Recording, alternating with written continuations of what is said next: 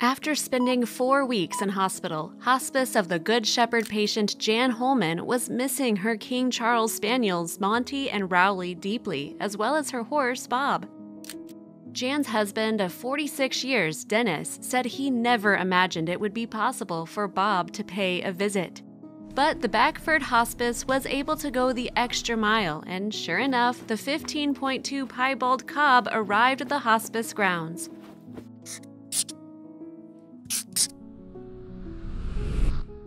Even though Jan wasn't able to get out of bed, she was so excited to have the chance to see Bob one more time. The nurses wheeled her bed to the patio doors, and the team from Thornleigh Park Farm Stables, where Bob is in livery, walked him into the hospice courtyard for a very emotional reunion between horse and rider. Also, if you've not done so already, please subscribe to our channel and click the notification bell to get inspired by these animal stories every day. Now, back to the story.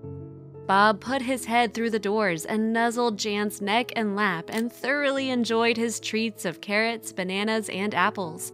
Jan's face lit up as soon as she saw Bob. Jan said, "I just can't believe what the staff here at the hospice have done for me. Until a few weeks ago, I was still riding Bob every day, and he is such an important part of my life, and I have missed him so much.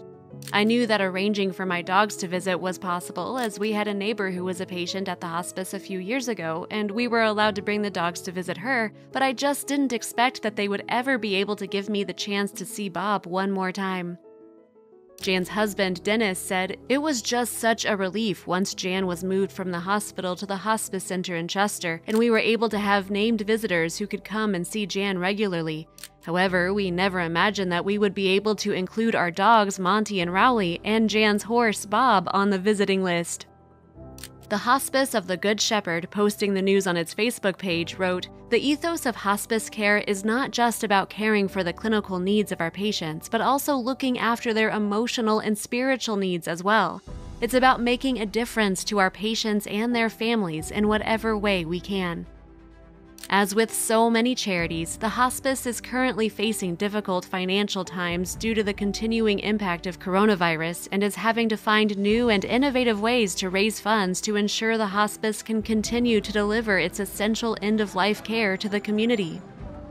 The hospice, which is not part of the NHS, receives only 25% of its income from government funding, meaning it has to raise just over £3 million each year from donations, fundraising events, and charity shops.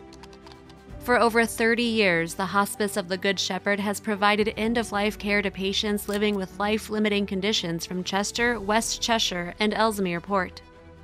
It provides a 10-bedded inpatient unit and a living well center, which offers day support to help patients maintain their independence and to stay at home longer, as well as bereavement support for both adults and children across the catchment area, whether or not the death of their loved one was connected to the hospice. The ethos of hospice care is not just about caring for the clinical needs of our patients, but also looking after their emotional and spiritual needs as well. It's about making a difference to our patients and their families in whatever way we can. We know that sometimes people are scared at the thought of coming to the hospice, but it's a positive place where people are supported and well cared for. The work of the hospice really does make a difference to people's lives. If you liked the video, please give it a thumbs up and consider sharing it with your friends and family. Thanks again, and we'll see you in the next one.